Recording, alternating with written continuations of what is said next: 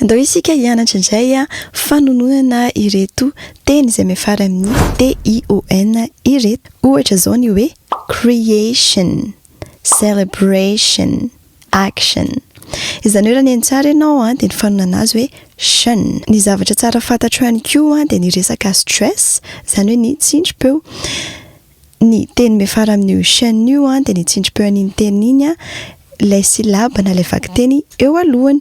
Ohatra hoe creation, izany hoe ilay e no misy tsindrim-peo. Celebration, action, sy ny sisa. Mety misy fotsiny ny exception hoe miafara amin'ny TION izy nefa tsy vakiana tion. Ohatra hoe question, suggestion. Andao isika hijery fehezanteny miaraka amin'ireo teny miafara amin'ny tion ireo. She spent hours on the decoration for the party. Actions speak louder than words.